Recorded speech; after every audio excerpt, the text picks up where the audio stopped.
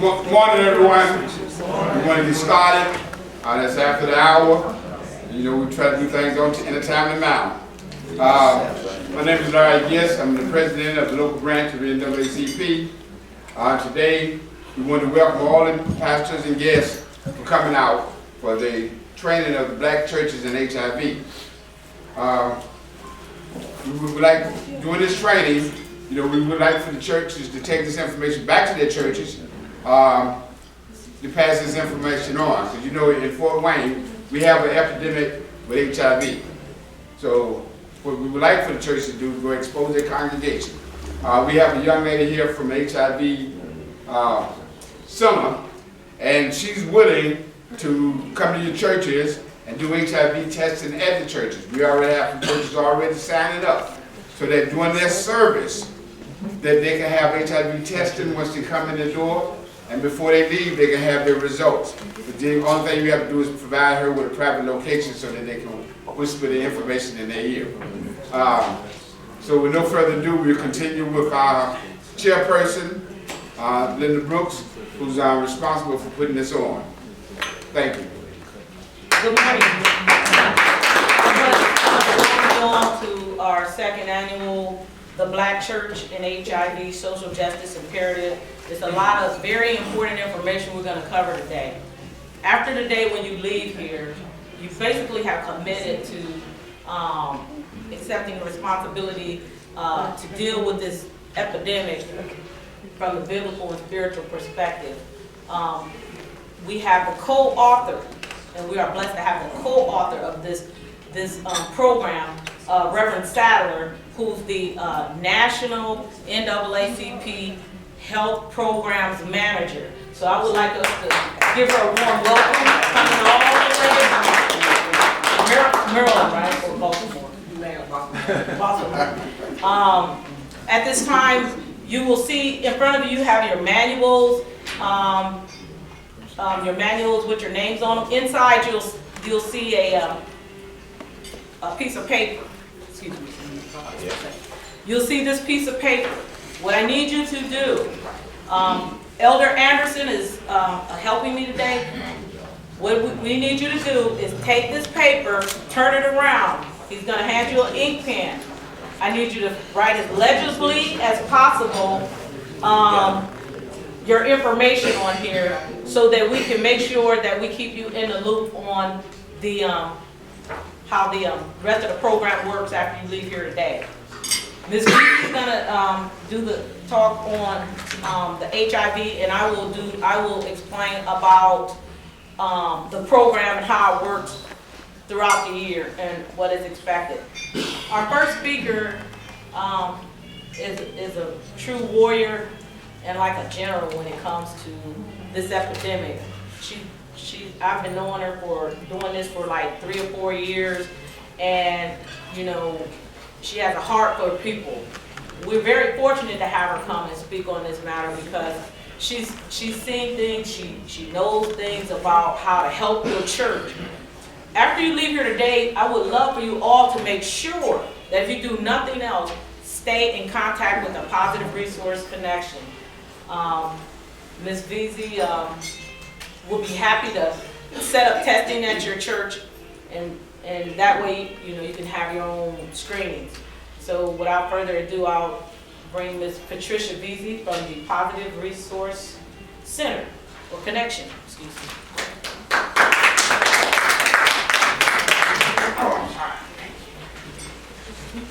Good morning, all. Good morning. As she said, my name is Patricia, and I'm from the Positive Resource Connection. We're located here in Fort Wayne. Our address is 525 Oxford. We're on the corner of Oxford and Monroe.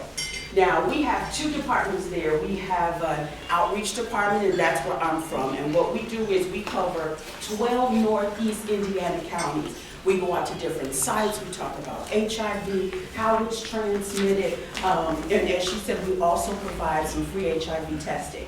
Now, one of the exciting things is, now I've been doing this for 10 years now, and when I first started working at the Positive Resource Connection, our testing was a 2-week wait. Our testing now is, it's a matter of a mouth swab, and 20 minutes later, we're able to give that person their HIV results.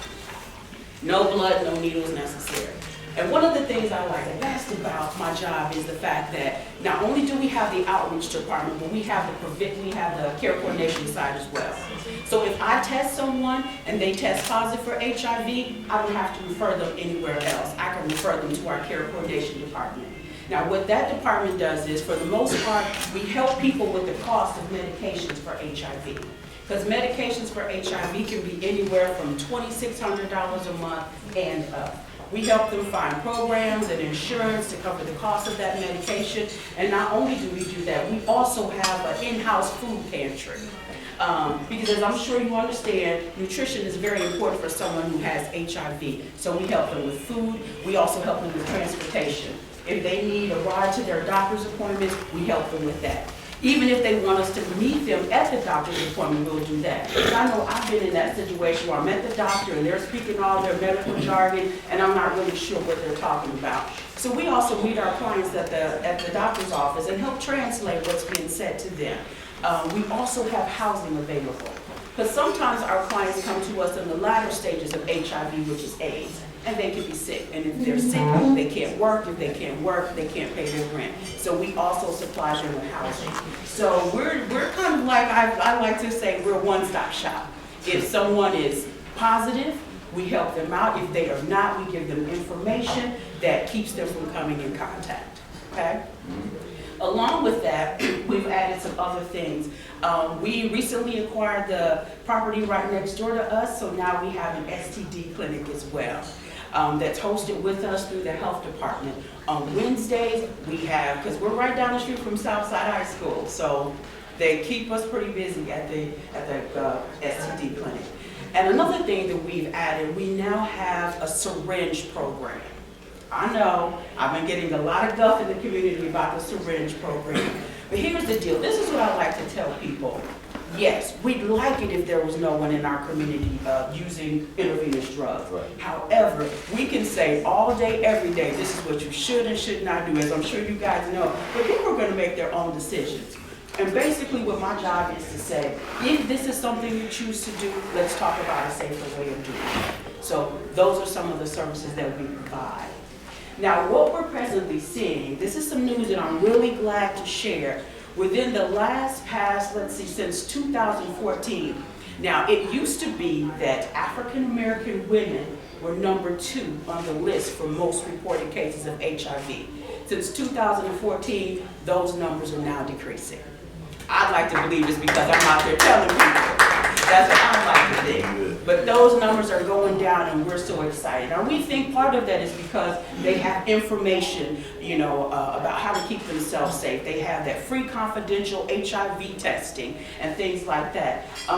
But it's also events like this where we open up our doors. I tell Linda this all the time. This is my second year being involved. I am so elated that this is happening. Because I was so gung-ho 10 years ago when I started working at the Positive Resource Connection, because my grandmother used to tell me, baby, if you ever want anything done, you need to go through the church. But I'm gonna keep it real with you guys. 10 years ago, when I went to the churches, they weren't trying to hear it. So I am so excited that this is making a difference right now. I'm so excited about that. However, even though I'm giving you the good news about the numbers for African American women, I also have to share with you the bad news. And the bad news is the numbers for African American men are increasing between the ages of 18 to 26. Okay? We're trying to come up with ways, the way we did with women. We have programs and we offer incentives for getting tested. We're trying to do the same with African American men, but that is a demographic that's pretty hard for me to reach. So any ideas that you guys have, I would love to hear them, okay? Now, one of the things we do have coming up, I've left some of these up here at the front table. Now, March from March 5th to March 12th is National Week of Prayer for the Healing of HIV and AIDS, okay? I will make sure that you guys all get one. Now, basically, I'm sorry? Oh, you already have them. Great, great. Basically, as you can see, what it is we're just asking churches to come together and share awareness. I've added some ideas, some things that churches can do. Light a candle. maybe just, give a little information to the church. And one of the things that I love to do, I did a lot in the past, if you invite me, I'll come to your church and share information with your congregation. Just recently, something new has happened, and I had a church say to me, hey, we want you to come and do testing. And as I said earlier, testing is as simple as this. We give that person a quick mouth swab. 20 minutes later, they have their HIV results. And it's confidential. No one else is going to know other than me and the person that I'm testing that they're actually positive. And one of the things that's also comforting is, as Linda said, I asked for a private venue so I could swab people and give them that information. And it's very helpful. Even if that person, I'm one of those, I like to make them think about it. Because that is a long 20 minutes. It's not 2 weeks, but it's a long 20 minutes. And I share with them, the way you're feeling in this 20 minutes, I want you to think about that the next time so that you will not put yourself in that situation. And even furthermore, our young people.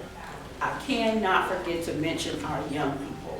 Our youngest HIV positive person came to us at the age of 13.